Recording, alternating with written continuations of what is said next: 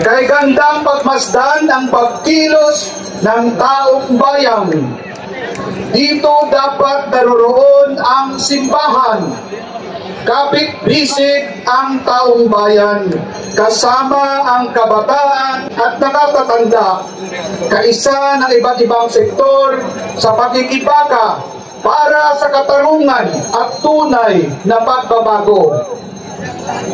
Naniniwala ako, kasama nato, sorry, Tagalog na.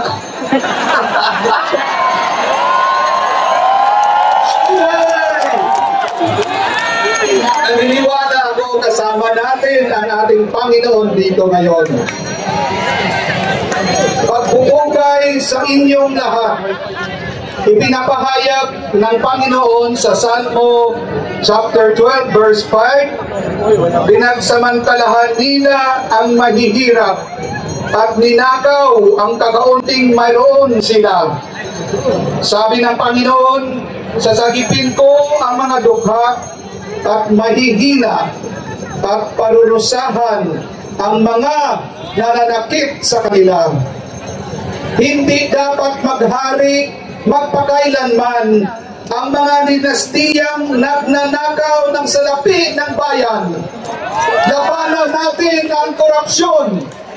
Manindigan tayo para sa mga dukha sapagkat sila ang pinakabiktima ng pandarambong na ito. Sobra na, tama na. Buong lakas nating isigaw, hayaan tayong marinig ng buong bayan.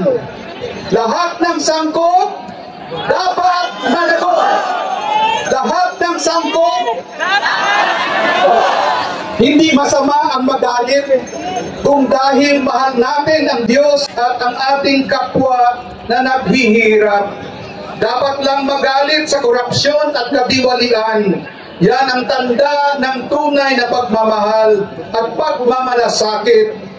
Ang mga kriminal na ito na nagsamantala sa inilahat na posisyon, dapat yon ang matakot sapagkat babangon ang Diyos sa pagkakaisa ng bayan.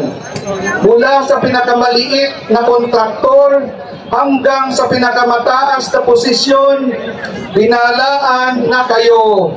Magsisi, itigil ang mga buktot na gawain, ibalik ang inyong ninakaw. May baha na sa luneta, baha laban sa korupsyon, handa nang lumunod sa inyo.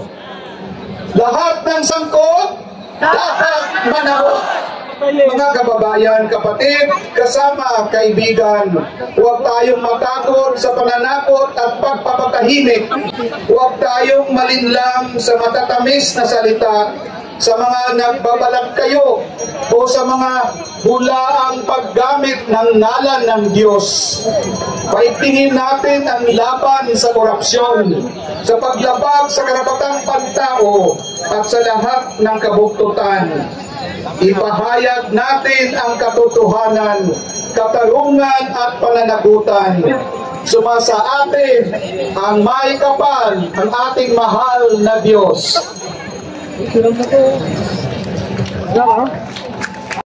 Ako lang ang nakabota sa umagang ito. Dahil sa Bulacan at Pampanga, baha hanggang ngayon.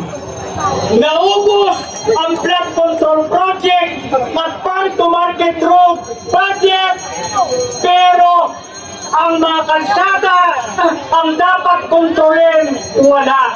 Kaya baha pa rin hanggang ngayon. Kaya napakahalaga po ang pagkilos ninyo, pagkilos natin para sa magsasaka. Ano epekto ng baha? Ng mga flood control project na po? Una po, ang magsasaka dumaranas ng matinding kahirapan, kagutuman, lalo ngayon.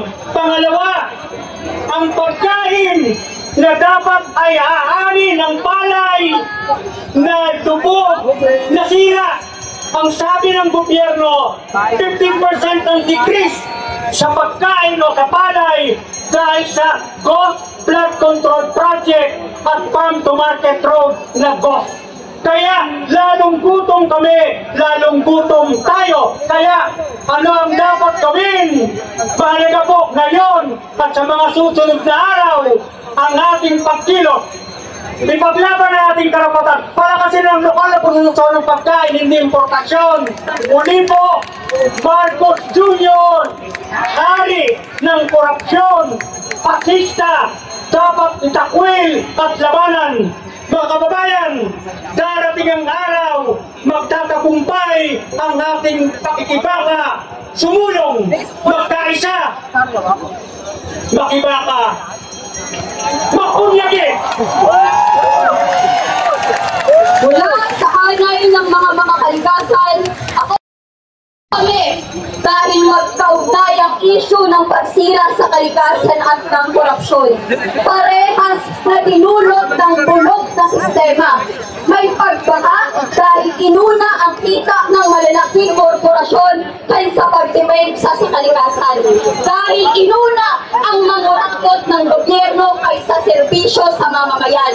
Si Marcos Jr., kunwari may pakailam sa kalikasan at sa krisis sa klima, yun pala gagamitin lang para sa greenwashing projects niya. Ang flood control projects, kunwari para tugunan ng baha, yun pala para maging balot ng korupsyon. Sa lalim ng putik at kahirapan na kinalulubugan ng mamamayan, kulang na kulang ang mga putik na pinataw at pinahid sa mga gusali at larawan ng mga kurakot at magnanakaw. At bawat punong pinutol sa palit ng mga gusaling hindi naman tayo ang makikinabang. Ang bawat sira at multong flood control project sa palit ng magagarbo nilang mga bahay. Ang bawat bahang nilusong natin kapalit habang sila komportable sa magagarbo nilang sasakyan.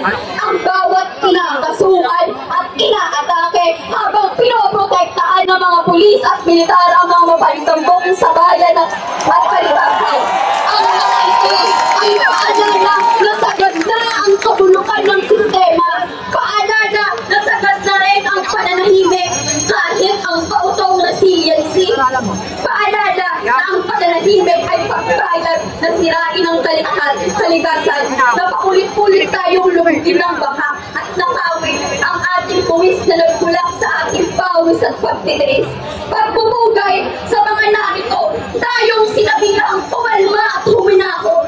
Subalit ang naging tugon ay lalong patingay at mas maraming at mas malawak na mga protesta. Dekada na natin itong nararanasan mula pa batas militar ni Marcos Jr. Patunay na nagbabago lang ang mukha ng mga magnanakaw. Patunay na magbabago lang natin ito kung babaguhin ang sistema at magagawa natin ito sa pagmakaisa at walang kapagpagurang pag-inay. Dahil sawa na tayo sa ganitong sistema. Baguhin ang bulok na sistema.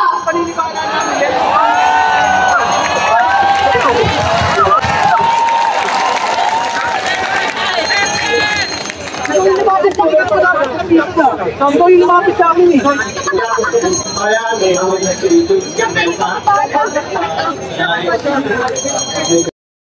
Tama ba kayo? Tama, galit tayo. Sino man pa hindi magagaliti sa lantad na pangurakot ng pera natin? Ang sarap ng buhay mga nepo babies, di ba? Ang gara ng buhay, nagpapaypay ng salamin, puro trabador, ang gama ng mukha! Pero sino ba ang original na nepo baby? Sino ang OG? Bongbong Marcos at ang kanyang mga kapatid noong 70s at 80s sa panahon ng mga kahirapan nagpapakasasa sa pamilya Marcos. Habang namamatay sa gutom ang mga sanggol sa Negros, nagpaparty si Marcos sa presidential yacht at kumakanta ng We Are the World. Pinag-tuition natin siya sa Wharton at may $10,000 na allowance kada buwan. Habang si Amy na doon nasa Princeton, binilahan ng tatay niya, tayo binilahan natin ng mansyon. Wow naman talaga! September 21, 53 years later, ito ang ating paalala kung bakit dapat patuloy tayong magalit. $10 billion, dollars ha, hindi pesos, $10 billion ang ninakaw ng mga Marcos. At kasama na sa source niyan, ang San Juanito Bridge, ang Bataan Nuclear Power Plant, at ang Plant Control Projects.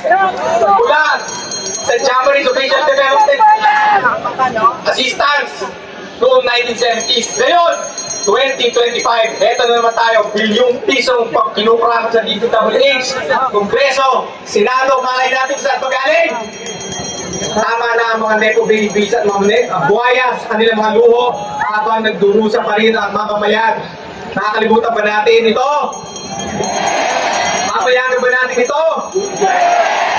Noon, hanggang ngayon, ito na ang ninja moves ng mga buraot, binuusap pera ng taong bayan habang binabarat ay edukasyon at ipapang-servisyo pang publiko. At ang bulok na sistema ito, ang tawag dito, burokrata kapitalismo. Pinapaktiba ito ang karasan, pagpapakulong at pagpapatay sa pagdesap ng mga Pilipinong nagkakaroon ng pagbabago. Planong pinsay, galit ang taong bayan sa pagburakot at anong dapat kanilang mga nangungurakot dapat ikulong. Ano ang dapat sa kurakot? Ikulong! Never again! Never again! Never again to martial law! Maraming salamat po.